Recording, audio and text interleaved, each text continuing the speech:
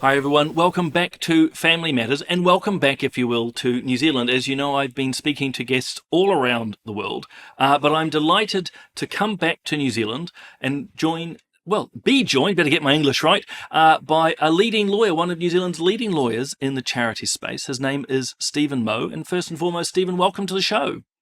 Thank you. I'm really looking forward to being here. Stephen, I mean, you know who you are, but a lot of our listeners will hopefully they've come across you. But you are a partner at Field Lawyers, and that's based out of Christchurch, isn't it? That's right. Although we just opened an Auckland office, so we're actually now have more of a national focus as well. And that's partly because of the conversation we're about to have. We have a real focus on what we call for-purpose clients. So that's charity clients, but it's also businesses, people who want to do things in the right way. So we have about 100 people in our firm. This is now our fifth office that we're opening in Auckland. And yeah, a real focus on how we can empower people to have positive impact within what they do and society.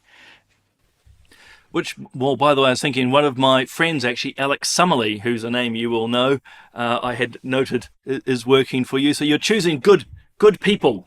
But I think this is one of the key things we're going to delve into because, how do you do things well? How do you bring about impact and empowerment? Is obviously within a legal framework, hence tapping your legal mind. But there are those wider structures too that actually bring deeper meaning, if I might, without being presumptuous, than simply bringing a profit. If I might, as I said, clearly you're involved in the law, but you're also an author. You've written many books, and I noted two in particular. The most recent is at The Circle, Careers with Impact. And you've also written a charities handbook, which I'd have to say, even though I'm involved with charities, that sounds like a lot of hard work. Well, I really enjoy writing. Just to mention Alex, who you mentioned, he's literally two doors down from me right now. He has more of a focus on disputes. So he'll help people who need support if they're going to court. And as you'll know, sometimes that happens. So he's got a real specialty within that area. I'm really lucky to work with him. And the one other thing to mention, whenever people hear my accent, they wonder, how long has this person been here? So just to have addressed that elephant in the room, I actually moved to Aotearoa way back in 1983. So it's not that I'm 95 years old now, it's just that I was 7 when we arrived. So I actually grew up here in Christchurch, Otatahi, and then I worked in Wellington for a while. But I've also worked in Sydney, London, Tokyo. So I had quite an international background. That's the lead up to how I've been based at Field Lawyers. So yeah, the latest book is that one, The Circle. It's a free download, so that's a pretty good price. And it's all my reflections on my own working life. I've been doing this job for 25 years, and I meet lots of people who wonder, how do I integrate in meaning and purpose within my 9 to 5? So that's really what that book is about. And then also the Charities Handbook, that's a free download on our website, trying to empower people with resources and information so that they can make good decisions. We'll probably get onto this, but we have another one specific for churches, faith-based groups, and we have community governance type materials as well. So yeah, happy to talk about any of those topics. Well, amongst many, there's so many threads there immediately, but if I might say as observation, the fact that you're making these resources and what you've written free or easily available says a lot in itself, because I think most of us know we'll come across a resource and go, oh, this is great, and then find you have to pay some sort of fee, which, is not unreasonable, but I think it shows that symbolic depth that you're trying to get to share experiences. But then jumping back, I'm assuming from what I can hear, for 7 years, it was at North America. Would that be right? Originally for you and family? Yep, that's right. Yep, from North. So my parents are well, my mother's actually Panamanian, just to complicate things. So she grew up speaking Spanish, and my father was from America. But they both met in something called the Peace Corps, which was set up by John F. Kennedy back in the 1960s. So they were out in South America, and that's where they got met. They got married, and then when I was 7, my dad was a marine biologist and got a job raising salmon in New Zealand. So the start of a new industry, and he was brought in to help cultivate fisheries as out in nets and releasing them into the ocean. So a bit of a quirky background, but there you go. There's a, says me to you, there's another book. I mean, that's a life story in itself to share that journey. But obviously, New Zealand is home now. You've established yourself here. I mean, if I could start then slightly personally, because you've talked about impact and purpose and values, and some people go, well, that's interesting that he then headed into the law, which to people at times stereotypically can look quite rigid, black and white, just get the processes right. But, what I know of you, I've listened to some of your podcasts. In fact, I better quickly mention that at the start too. You do at least 2 podcasts, your own called The Seeds, theseeds.nz if people want to access that. And you also do a lot of the boardroom for the Institute of Directors. So actually, podcast to podcast, tell us about The Seeds. I assume it is you sharing your journeys, but tell us about those before I start grilling you. Well, so I keep meeting, given the nature, lots of people come to me to learn about legal structures, and I get to meet these amazing people who are doing amazing things. And I thought, what's a way that I could help amplify their stories? And this is now about 8 years ago. So podcasting was relatively new. It was starting to become a little bit trendy. But every week for the last 8 years, I've talked with an inspiring individual about their life story. So they go for 1 hour, and I've spoken with mayors and people you'd have heard of. And I've also spoken with people that you've never heard of, because my theory is that every person has a story and we can learn from each other. So my opening question is, what was life like when you were 5 years old? So go right back to the beginning, and then we trace up to what you're doing today, and often make these links between childhood and now what do you do, or your grandparents or your parents. So I find it's really empowering. I've spoken with charity founders, entrepreneurs, I've spoken with nuns, I've spoken with many, many different groups of people. So that seeds 451 episodes now, which as a fellow person doing these sorts of things, you'll appreciate that's a lot of content. And then the other podcast is called Board Matters, and that's for the Institute of Directors. That one's about governance, and I've done about 25 interviews, shorter, 10 to 15 minutes, about what is good practice when it comes to governance. Because I think it's important that we get that right within our community groups, as well as at the big end of, the Fonterras and the large entities. You have far more experience than me, but I'd agree on that. I think some people feel that, good governance, any governance, is only for, as I said, large commercial enterprises, when in fact there are so many more, I was going to say skills. I suppose it's drawing the skills of people who are on your board to then inform what you are doing on the ground. I mean, maybe riffing from that at the start, it's very high level, because I do want to delve into a little bit more of the practical elements, which you've kindly agreed to share. But when you do think of the charity sector in New Zealand, I know it's very broad, it's very wide, church groups, secular groups and others. I mean, how would you describe the state of the sector? Is it going wonderfully well? Is it full of excellent, enthusiastic people, or is it, a whole wide range of dynamics? Well, there's many possible answers to this question, but maybe I'll start by framing it a little bit, because some people might be curious to know how many charities are there. So right now in New Zealand, there's about 29,000 registered charities. So registering as a charity means that you get the tax status. In other words, you don't pay tax, and you can give donation receipts to the people who donate money to you. I'm sure people who are listening or watching have seen that happen, where you give some money and then you get 1/3 back. So there's 29,000 of those. If you look across other sort of Commonwealth or similar type of places, that is per capita quite a high number. If you were to go based on the population, say compared to Canada or the UK or the US or Australia, it's relatively high number. Some people would say it's too many. There's too many charities. And the way that I would agree with that is I think there is quite a lot of duplication and replication. And sometimes I fear that people aren't looking around and saying, oh, you want to solve this problem of this particular cancer? And instead of getting behind the existing charity, they go and set up a new one. So I'm not in favor of that. But also, people do have good ideas. And I think I like to take it as the glass half full, which is people in New Zealand are really generous and they want to support others, and therefore they want to set up a charity. So I kind of view it as this is a positive thing that we want to help others. As for the current status, it's really hard right now. There's been a lot of funding cuts. There's been a lot of economic downturn. And unfortunately, one of the things that gets put to the side if you don't have enough money is the discretionary spending of giving to others or giving to charities. So I'd say that right now charities are doing a little bit of scrambling around, looking for income sources and income streams that might not be within the traditional way that you would do that.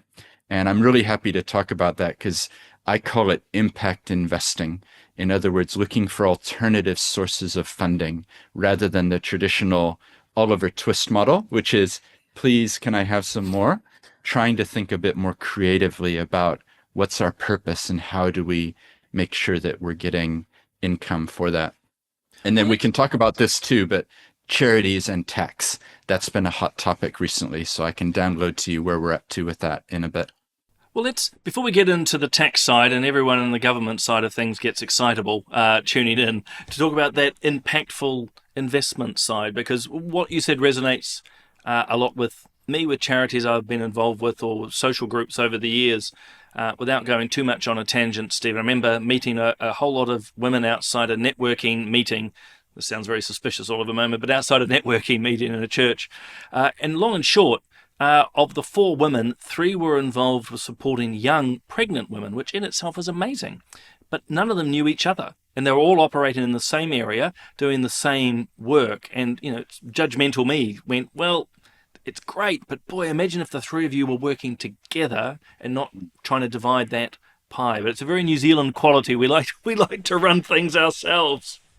I have a theory as well. I'm curious what you think about this, Simon, because there's a cultural mindset which talks about the number 8 wire, and the number 8 wire being we get in, we fix it, we make do with what we have.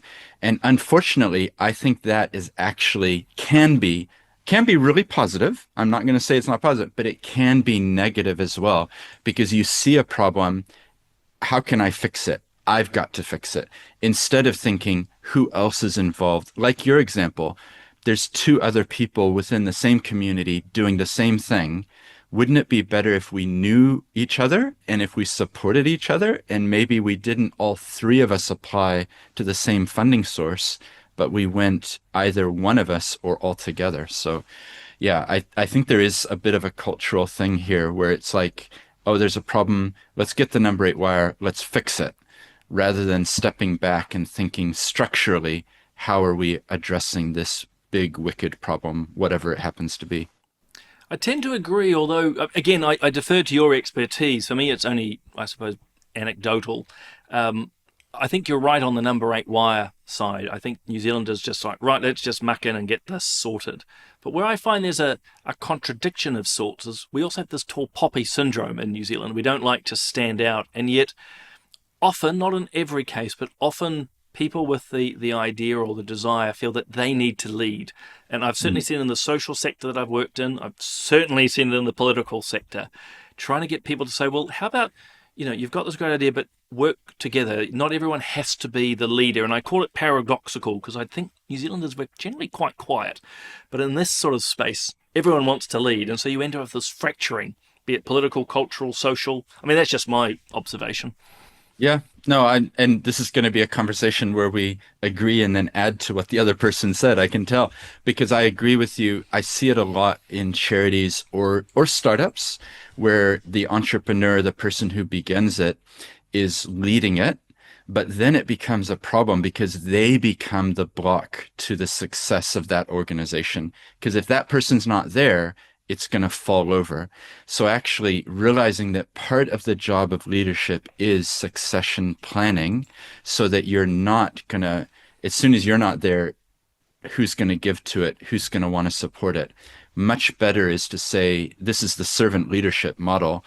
I'm here to serve. It's not about me. It's about the movement and actually would you support this? And already be thinking, who can step into my shoes when I'm not going to be here? It's probably more of a pastoral question than a legal one. I mean, have you found a lot of these founders, be it even corporate, charitable, it becomes so much part of their identity. I mean, I used to do contract managements for the Crown into the social sector years ago when I was young and had brown hair. Those were good days. But some amazing people doing amazing work. But part of my role was, look, if we're going to be funding you millions, we need to know that succession plan. But so many of these, yeah, to use that term, founders, it's their identity. So it's not even that they're threatened by someone coming through the network. It's just that they just can't let it. They can't let it go. It's who they are. I totally agree. And that's why I wrote that book, because that's what I'm talking about. The end of chapter 1, this is what I say. Your identity should not be defined by what you do, but who you are. So we fall into this trap of, look at my job title, look at how important I am. Actually, we need to frame our identity around more solid foundations. And particularly if any of your listeners or people watching come from a faith perspective, then that identity needs to be grounded in something that's very strong in, for example, your beliefs, rather than look at my job title, I'm a senior associate or whatever it happens to be. So yeah, totally agree. But isn't it so? We will hit impactful investment. This is very me. I'm all over the place. You wouldn't think I actually trained in philosophy and theology, sort of ordered thinking, believe it or not. But I think about the barbecue conversations in New Zealand. Apart from hello, if you have an accent that's slightly unusual, we'll instantly ask where you're from. But question number 3 will be, what do you do? What do you do? That's quintessential New Zealand. What do you do? What is your job title? And we do define ourselves quite clearly by that. But as as you've said, it's something much deeper than that. It's who you are. Yeah. Well, you're going to enjoy this book. Please have a look at it. I think you'll actually, and your listeners, I think they would enjoy it, because that's the topic I want to get to the heart of within that. I called it the circle because a circle is a unified shape. And in my mind, who we are today and who we are becoming are connected. So we need to be proactive and make decisions about what we do in our work based on our values and the contribution that we want to have in the world. So we need to spend a bit more time thinking about this. Unfortunately, our society, you finish high school, great, what are you studying? Get on with it. We don't give time for people to reflect when they're younger. My daughter's 17, she's going to turn 18 soon, and we're encouraging her to take a gap year just to sense where you are, who you are, what would be the thing that you want to do next with your life. Instead, we kind of rush people on, go do a degree or get a trade or do whatever it is, rather than take a bit of time, reflect on who you are. Yeah, well, one of the axioms I try to live by, I want to stress the operative word is try, is very much the Socratic, the unreflected life is not worth having. And even at the end of every day where I can, I'll often just turn the lights out and ponder, even just for 5 minutes, what happened today? Because for me personally, if I haven't reflected on what's happened, I don't mean deep Zen-like reflection, but just like, well, who did I talk to? How was I feeling? What happened? If one doesn't do that, I don't think we grow. I mean, that's just, again, my perspective on things. But I like what you're saying, particularly for our younger ones. Take the time to reflect. The rat race of life goes on for a long time. Yeah, totally. When I was 21, I got the chance to move to Japan. I didn't speak Japanese. And I had some people say, finish your degree, get a job, start paying off your mortgage. And that's good advice, right? But I had other people, including my father, who was out on a hike into Lake Daniels in Lewis Pass, if anybody knows that. Beautiful, beautiful place. And these people were saying, actually, when you're 95 years old, will you look back and regret that you did not go to Japan for a year? And I thought, yeah, I probably will look back with regret. So that's how, when I come to a big decision, I try to frame it around my future self, my, I guess, end of life self, like looking back, will I regret not doing that scary thing? And usually the answer would be, yeah, I should do it. So hopefully that's encouraging for people. I think it's a great way to actually look at life. I try to do similar myself. I was actually debating with someone the other day. They were I don't know what's the right word, prolific social media commentator. And I said, look, I've been in many a deathbed in hospitals in my chaplaincy days, and no one ever said to me, Simon, I wish I had spent more time arguing on Facebook with random strangers. No one ever says that. Yeah. There's so much more to life. I've taken you down a whopping rabbit hole, very typical of me. We're off on a wild tangent, but I'd love We'll come back. We'll come back. Impactful investing, as you say, just tease that out a little bit for people by what you mean by that from your life and experience. So traditionally, we've thought about if you want to do good, set up a charity. If you want to make money, set up a company. And impact investing, some people might call it social enterprise. What this is getting at is that you can have impact through business, you can have impact through investments, and actually we have too limited a mindset when it comes to positive impact because we're so caught up in charities, and charities generally are that Oliver Twist, please give me more, rather than invest. So impact investing is basically going out to the people who care about our purpose. And instead of saying, please give me $1 million, it might be, please loan me $1 million, or please invest $1 million. Then we will build this center for children, or we will create this preschool, or we will start this mental health counseling, whatever it is. We need money to do it. Don't give it to us. Instead, we will repay it because what we're going to be doing will generate an income stream. So it's a shift in our mindset to say, if we have purpose at the core of what we're doing, then we don't have to just go down the traditional charity road. We could actually do it in a way that has meaningful impact.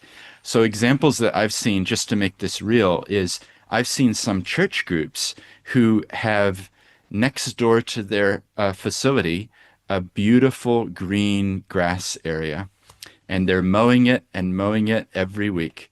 So what they're saying is, well, what's a need in our community? We have a massive social housing need. What if we subdivided this land, we borrowed money, so there's some financial investment, we built 25 units, and we had the community actually living on this land so that we're meeting the needs of the community, we're getting stable income, and also the housing that we're building is clean, green, affordable, education outcomes are better for the children. So it's just a different mindset. It's a shift of thinking. And that's just one example. I've got many, many examples. Another would be a group that used to work with ex-prisoners. So coming out of prison, it's quite hard to get your first job. You can imagine your CV. Where have you been the last 3 years? So what they did was set up businesses which employ those people so that they're able to have a bridge between I've been in prison to I've now worked for a year and had a stable income. So that's an example. It's not a donation type charity, but it is doing good through a business lens. And then the final bit on this is that whatever charity you're involved in, whether it's a church group or another type of charity, there will be supporters who are within that community who are wealthy. And if you were to go talk to them, and they might say, well, we have $10 million in the Bank of New Zealand on a term deposit, and we've got 5 million over here. Like, maybe not that much, maybe it's $1 million, maybe it's 500,000, but there are people with assets who right now it's sitting in term deposits with Australian-owned banks. So coming to people like that and saying, we have a renewed vision of our community, but we need your support. Would you take that, say, 500,000 that's on term deposit and put it into our new initiative? You'll get repaid, but you'll also know that we're helping 100 children, in this particular preschool, just as an example. And then the final one, because you might have a question about this, is I'm a director of a company called Christian Savings. So Christian Savings is an example of a model like this where people are actually putting money in on term deposits. The money then gets loaned to churches to be able to build buildings, financial return, you get repaid, but that church now has a building. So it's a different mindset, but I think people need to open their eyes to what's possible and have a bit of blue skies thinking. What's our purpose? How else could we achieve our purpose rather than the traditional path? To start with, slightly to phrase in the negative and then get to the positive, do you think there is still too much of a black and white binary approach? Like you said at the start, people go, right, if I want to make money, I need to invest in a corporate sphere or set up a business in that sense. If I want to be kind and altruistic, I have to set up a charity or give money. You've clearly said we can blend them somewhat, not totally, says me, but we can blend them to a degree. But are you still finding that black and white or binary thinking is quite dominant, or is it really quite a social change out there? I think it has been dominant. I think people like me are speaking up about that term binary. It shouldn't be so this or this.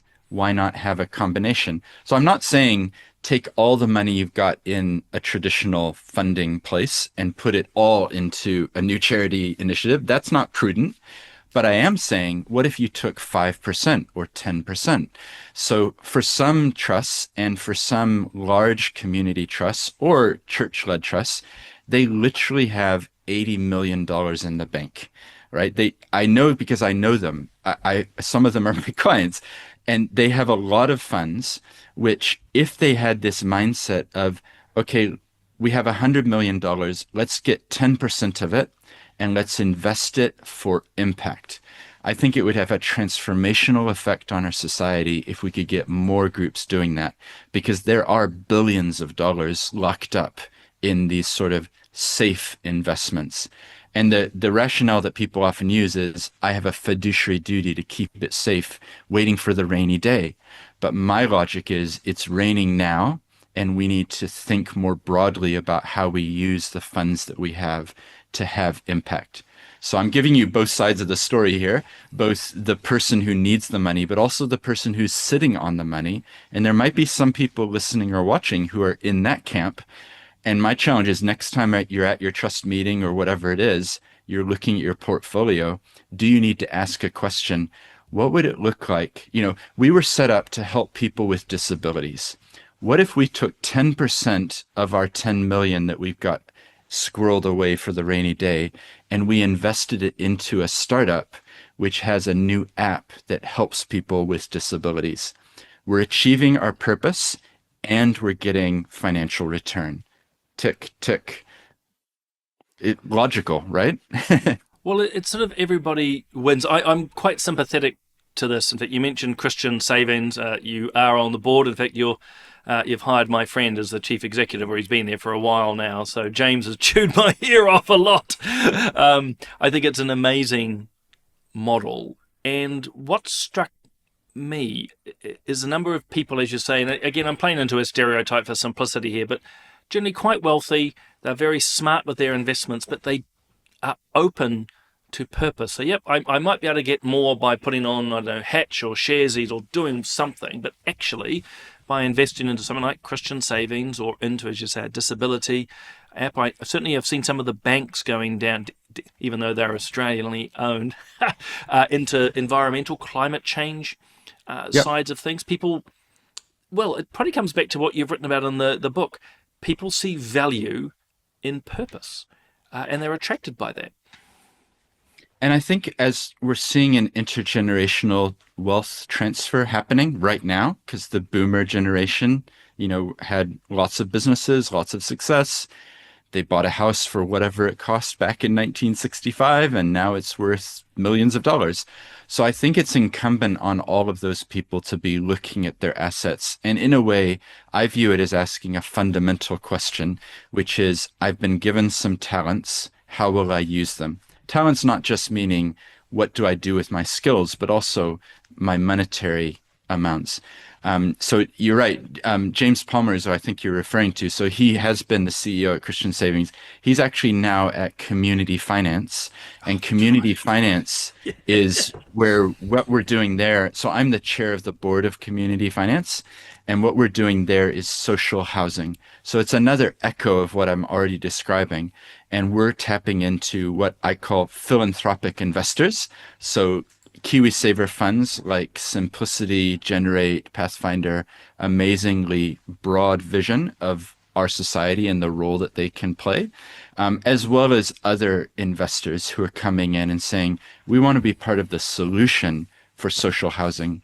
So in the last 4 or 5 years, we've raised $265 million for social housing. So it's not just a $10,000 thing here. You know, we funded Salvation Army, we've funded a wide variety of community housing providers to be able to build housing. So it's a great example of what I'm talking about, impact investing. Not a traditional charity, it's a for-profit thing, but through the profit, you're having impact on society. Which I think is inspiring. You can see, Stephen, why I would never make a good lawyer, because you're right. Knowing James, he's moved from Christian Savings to community housing, and yet I stuffed that up. So yeah, I'm not going to be touting for any legal work. It'd be an absolute disaster. Get the detail wrong. But again, there's clearly enough people who are willing to do this. I mean, again, to phrase it in the challenging way, we're told a lot of people now becoming quite utilitarian, quite self-focused. The idea of using your talents to help others is an older mindset, particularly people out of a faith perspective. I mean, are you seeing that in general, or is that really just a false stereotype from your experience? Well, I am seeing intergenerational change, and I'm really encouraged by it because I think that the next generation is demanding more than maybe you and I are probably of a similar vintage. I think that the next generation is asking questions about, well, if I buy this product, what will the impact on the planet be? And I'm really encouraged by that. And I see them asking questions about, how can I use my money well? How can I use my time well? Where should I work? And so that, I think, is a shift which is happening, which is really encouraging. So Christian Savings is an example. Dan Mazengarb is our amazing CEO now. So he's the one who's pushing this more forward. But we're seeing real traction from church groups and others who are involved in business, who are now thinking, how could I use what I've made? How can I use some of my profits to actually give back into sort of community kingdom type initiatives? So I think it's an intergenerational shift. The next generation is going to demand more. But also I think there is an awareness, a bigger awareness now about this idea of impact investing, which is why I talk about it to everybody I can, because logically, if you did happen to have a couple $1,000,000 in a bank account, wouldn't you rather support your local community with that rather than all the profits are going offshore ultimately? So yeah, it's kind of a logical thing to me. Well, I think it is. I mean, I'm biased in this with my perspectives on sort of faith and service, and how you actually I wouldn't have used the terms impactful, but actually how you use your money, your time to help, which is why I think it's so important to have these conversations, Stephen, because through my political life in particular, I was struck things that I might have known, and I suspect you would have known in your legal work, that a lot of people just on the ground don't know about. They wouldn't know that there is ways to actually invest impactfully. They think, just as you started the conversation, I've got to wait for the letter to come from charity X, and they fill it out with their bank account or their credit card number, or they go down to the local hospice shop, where actually to go, hey, take a percentage, could be 1%, 10, whatever it is. Because you've also seen it in the, I think the Australians do this in the housing space, where you can choose to leave, I think, 1 to 3% of the value to then be donated into the, in this case, the state housing system. But again, saying, look, I don't need all the money from the sale. I can actually push this forward into social housing or through the state housing system. And it seems a lot of people are responding to that. Yeah. And I think increasingly people are looking at their will, because in a way what you're talking about is bequests. So people are looking and saying, I've done well in my life. I'm providing for my children. I'm not leaving them with nothing, but actually I could support this charity or I could support this other group. And I think increasingly charities are looking for that type of support as well. Like, is it better to spend 20 hours trying to get $100 from 20 people, or is it better to spend 2 hours with one person who might leave you $20,000? So I think there can be a shifting in the focus on fundraising in terms of put us in your will. It's going to have a massive difference. Oh, I think so. And just for completeness, I think it's called Home for Homes in Australia. Literally, if you and I sold our home now, fortunately not having to push ourselves off the mortal coil, a percentage goes, and you can nominate where. Again, it's these new mechanisms to say let's participate in society. And I think we know it. The more you give, and I know it's a bit trite, but I've certainly found it in my life. The more I give, often when I'm not really in the best of positions, I found it grace-filled, if I had to put some theological language around it. There's a lot of grace, actually. And more often than not, those times I don't have the money, but okay, I'm going to keep my commitments to this charity. It's funny how doors and opportunities open. Mm. Yep, I totally agree. And I think it is about mindset. It's about, we're fish in the goldfish bowl. We know what we've known. And if nobody tells you about this idea of impact investing, then how are you going to know about it? So that's why I talk about it a lot. I've also written a legal opinion, just in case anybody's interested and you think, well, my board isn't going to be that interested in this. I've written a legal opinion on the reason why I think trustees have a duty to consider their purpose when they come to investing. Not just with giving money away, but actually how they use the money that they can invest. So you're arguing, because I haven't read that, you're arguing from a legal and fiduciary side that that's actually something, not that they just have to, I'm not going to find the right legal language. This is not just a nice to have. There's actually a legal responsibility here. That's what I argue. Yeah, the Trusts Act 2019 reformed this area of law, and it's introduced duties of trustees. But some of the phrasing, I'll send you the paper, and I'm happy for it to be a free download. It's all about what was the purpose for which you were originally given the money, and then are you fulfilling that purpose through how you invest it? And my theory is that actually you need to think about your purpose when you come to invest that money.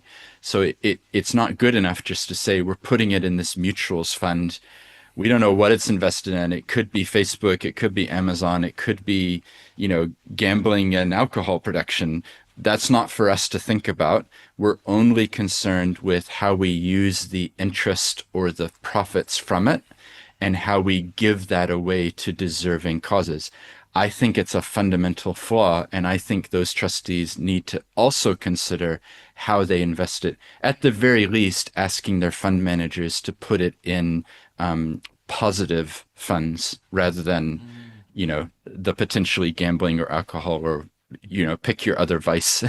Yeah. I've certainly come across that with some that I've worked with formally or informally. Very much what I would describe the end justifies the means. So it's like, it's Simon, it's not part of our purpose, but look, we've invested $300,000 in this, and it's going to earn us a lot of money. That's going to help the homeless or help the druggies. And you go, but you're investing in war materials. It's something that deeply needs to be thought of, which keeps coming back to your primary point, isn't it? What is your purpose? And for these charities, be it the founders, those in the team, certainly on the board, to keep reflecting. So before we get on to the sort of the tax side of things, and a lot of people then sort of fall off their chairs, you talked earlier about the place of good board members or having a board around even small charities or the like. I mean, yeah, delve into it. I was going to try and define it, but actually, you're the expert. Yeah, no, I'm happy to do that. I do a lot of facilitating for the Institute of Directors. So that's the premier, essentially governance body within New Zealand for business. So there's about 10,000 members. So I'm presenting all the time about governance. And I think there's two things to tell you. The first one is that people have a really misunderstanding about what governance is. So let me explain it by a brief picture. Imagine a ship on the ocean and it's sailing along, and somebody is on the ship and they're saying, somebody go fix the sail. There's a leak that's just sprung. Quick, go fix the leak.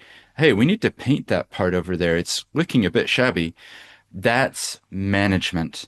That's the running of the ship, making it go every day by day. Governance is the people who are in a helicopter and they're flying high above the ship. Can they see the leak? Nope. Can they see the rip in the sail? Nope. Can they see the touch up of the paint job? Nope. But what can they see from that high? They can see the iceberg, which is dead ahead, and they can tell, hey, move the ship now, otherwise you will be crashing and sinking. So governance is not involved in the day-to-day operation of an organization. Governance is the long-term vision and planning into the future. So it's about having the 20-year vision, the 100-year vision. That's challenging. It's about not getting involved in the detail of the organization as it runs in the day-to-day type of operations. So that's the first thing, is if you're in governance, you're being called to the higher level to be looking out, thinking of the dangers that are coming. Also, maybe look at that nice tropical island. We should head in that direction. Not only the negative, like there's an iceberg coming. So that's the first thing. The second thing is, my challenge is, what is your purpose? When you're appointed to a board, have you gone back and looked at the founding documents for your organization? And they will say what your purpose is. So you need to be clear on your purpose. You need to be certain of what your purpose is, because that's how you know that you're fulfilling your job, which is to advance the purposes of the organization. Now, some people might say, well, that's a good point. I've never actually seen the rules. And this is a fundamental change because the Charities Act just got altered about 9 months ago. So there's now a new section called 42G. And 42G says that governance needs to confirm that the rules and policies and procedures are fit for purpose for that entity. So there's actually a legal requirement that every 3 years you're meant to be saying, yes, our rules are fit for purpose. And by rules, I think it's more than just the trust deed and the Constitution. I think it's policies like child protection policy, privacy policy, staff employee policies. So it's actually a requirement. That's what you're meant to be doing. And the final bit here is, when you open your trust deed or whatever document, was it written on a typewriter? Because I can guarantee you that it could be upgraded to reflect latest developments in the law and protect you as the trustees or those in governance, because you're now allowed to modify what your duties are in your trust deed. So it's important for those who are listening or watching, if your trust deed was dated 2015, 2020, even 1985, 1945, there are those out there like that. It probably needs an upgrade so that it's reflecting best practice today rather than when it was drafted. Which makes a lot of sense. And I don't know if there's crossover here. I know the incorporated societies, people are scrambling to, is it October this year or next year? No, so it's April next year, and we've helped hundreds of them. We have an information hub for incorporated societies, and we have dozens of articles, videos, a download of a guide. It's the most complete resource toolkit that I know of. Well, tell us where to find it. Then we might as well let them go there. It's on the Perryfield website. So if you go to perryfield.com, so PARYFIELD.com, and then you go services, and then under the charities part, there's an Incorporated Societies information hub. I can send you a link, and maybe we can add it to a show note or something. Definitely. I was thinking that from your books to everything, it's more than we can happy to add them. Provide it all.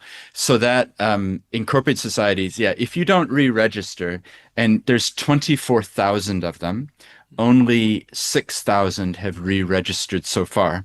So that's about 18,000 which have not re-registered. If they don't re-register by April 2026, they will be deregistered and no longer exist. So it's pretty fundamental. And I don't think this was the policy intention, but I am really worried that come April, there's going to be thousands of entities that didn't realize that they don't own what's in that bank account. That property that they thought they owned, it's not theirs anymore. So it's going to cause a mass chaos. So I try to let people know, if you're an incorporated society, please prepare now. Don't wait to the last minute. Exceptionally important warning, and thank you for sharing the real practical sides of things, such as, yeah, you no longer own that clubhouse or that piece of land. Who would, I mean, sorry, not to get too technical legally, but who would then? Does it just fall to the Crown or something? Well, that's a great question. It's one I've been asking companies' office. I think they're hoping that it goes away as a problem and everybody does re-register. But strictly speaking, I think it probably would go to the Crown, or it would need to be at least probably what would happen practically is that you would apply to company's office and say, we made a mistake. We didn't re-register in time. Would you please reinstate us with our new rules? But it would be complicated and difficult. And let's say there's some salary which needs to go out to your staff members and the bank account is run low and all of a sudden the bank is saying, well, you don't exist anymore. So we need to have different authorizations. So we've actually written an article on this topic as well. I'll make sure that we send you the link to that so people can click it and they can find out more. But to summarize it, what you need to do is, number one, adopt new rules for your incorporated society. That's a definite because the new act had different provisions and requirements. So you have to adopt new rules. Number two, you have to approve them at a meeting of your members. And number three, you have to click some buttons on company's office and re-register, upload the document. That's it. It's not like, you have to go to the moon and back. It's not actually that complicated, but there is process involved. I encourage people to say, this is a glass half full moment. Let's refresh our rules to reflect how we actually operate. Because in the vast majority of cases, no one has looked at those rules for 25 years.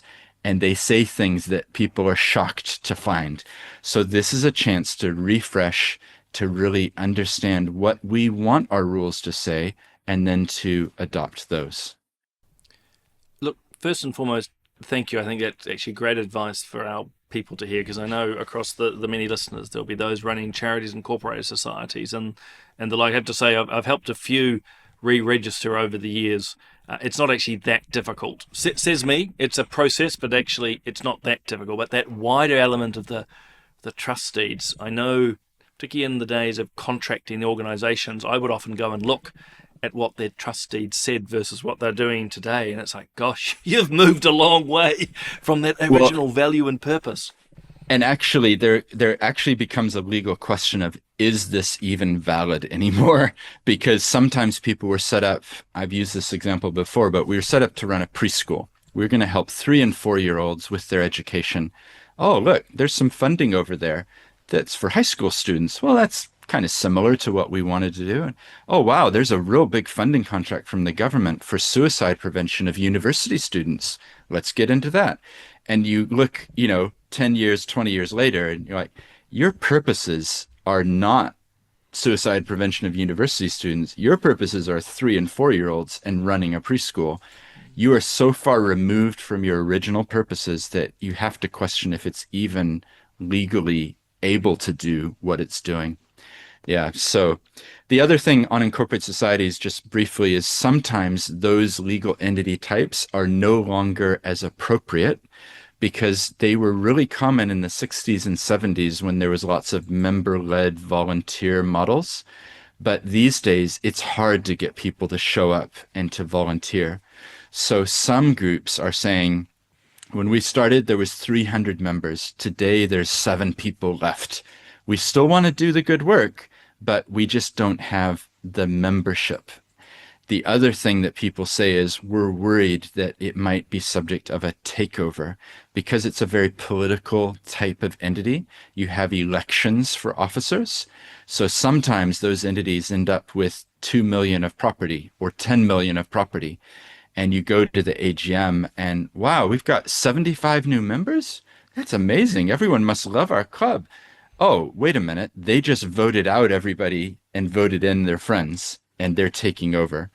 So there are dangers with the incorporated society model that people need to reflect on. Is it the right model for us? Again, we've done a lot of videos and guidance on this if anybody wants to know. Well, I'll definitely add the link, well, to anything you send through, but also to the website. Because, I mean, amongst many reasons to get you on, Stephen, beyond obviously your depth and experience and the fact that you speak so eloquently into this space, there are a number of things happening in the sector which people need to be aware of. And certainly in my work and across, say, Family First amongst other clients, I don't hear a lot of chatter about this, be it that social impact investing, obviously the changes, the incorporated societies coming through, and people need to be aware. Probably the last thought, and I've kept the driest topic to last, which is the government's been talking a lot around tax and around charities in particular, and I've certainly done a few podcasts with people now. I mean, I'm not even sure where to go into it because it's a huge topic in itself, but I mean, is this something appropriate for government to be looking at? I mean, governments can do whatever they want, but charities tend to have sat to the side of governments, I would argue. What do you see is going on? Let's just go broad again. Leave you to run with it. So I'll give you the brief background. So I'm on the Charities Services Sector Group. They're the regulator of charities. So I've been kind of seeing things from different perspectives.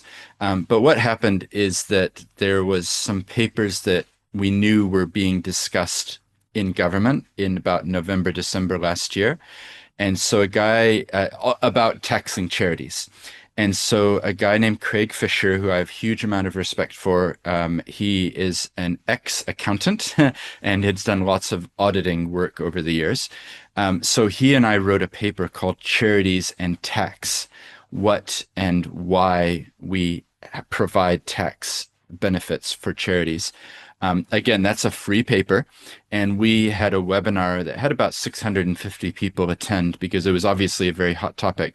So the government came out in February and said, we are looking into the taxing of business income of charities. So that was the spark of this is the paper that came out. All of March was open to consultation, and a large number of people submitted. There was 900 submissions on this topic.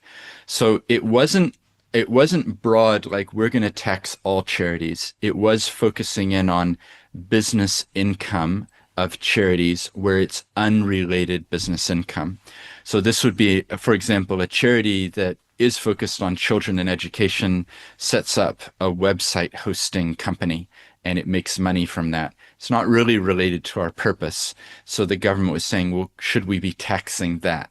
Because right now it wouldn't be taxed because it's owned by 100% by a charity. So that was the thesis. And what happened was that all these submissions came back. We rallied the sector. There was a lot of different people inputting. And essentially, the government stood back and said, we are not proceeding at this time with furthering this. Partly because we looked into it, and even if we did do this, it would probably only yield about $50 million a year. And that sounds like a lot of money, right? But if I put it in a government's budget, which is in the billions and billions of dollars, 50 million becomes not a substantial source of revenue. So where we're up to is that the IRD has now been tasked with looking at a more narrow remit. And I think they're finishing a paper which will go internally to the revenue minister. And then before the end of the year, I think there will be a consultation, further consultation, very specific on this charities and tax point. But to your thing is very relevant. I think it's been missing the broader picture, which is why do we give charities tax concessions? Why do we not charge them tax? Why do we allow them to have donation receipts so that their donors get 1/3 back? And the answer is that charities are fulfilling societal needs. If charities weren't there, then the government would need to be stepping in a lot of probably more expensive ways. So you and I know, like if we take, for example, religious charities, think of the good that's done not just on a Sunday morning, but also during the week. There's youth programs, there's mental health programs, there's counseling, there's elder care. There's so much which is going on that if you were to take away the tax concessions, there wouldn't be as much available for those charities to get on with doing the good work. So I want to take away the stress that people might think like, oh no, they're going to tax all charities. It's only ever been, for now, about taxing the business income of unrelated business income for charities. But it still is important because if you allow that door to open, well, why not open, what about taxing where we've got money invested in a fund? Like, why not tax that too? That's not our purpose, So once you open the door, I think it becomes easier for more things to become subject to change. And then the final bit is, just so you know, when I was in Australia, I remember going to the treasurer of the local church that we went to in Sydney. And it was the end of the financial year. And I said, hey, when do I get that donation income receipt thing, so I can claim back money from the Australian government? And this person was laughing at me saying, what are you talking about? We don't have donation receipts for people who give to a church. They have them for some other things, but not for mainstream church type situations. So the point of that story is the church has continued. Like it's not the death knell for the church. Somehow we survive. And so that's important to remember. Whenever there's change, there's always bigger things going on, multi-generational, decades-long, 1,000-year-long movements. So don't get too scared about it.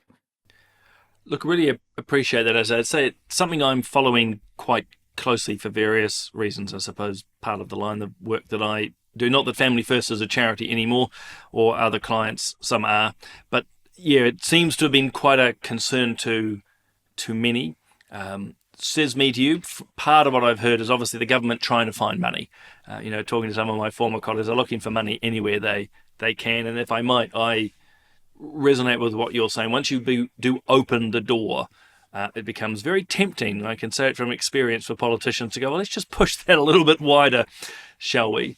And I personally speaking, very personally, I do watch with alarm the push to remove religion as a charitable purpose. I'm a conservative, so I see the historical element to this. It's been around for 400 plus years. There is a strong push from some to say, religion has no charitable purpose to it whatsoever. Yeah. Yeah. And I would be on the same lines. There was actually a great paper last year. I don't know if you saw it. This one here, looking at faith in action, the state of Christian charities in New Zealand. So it's a free download.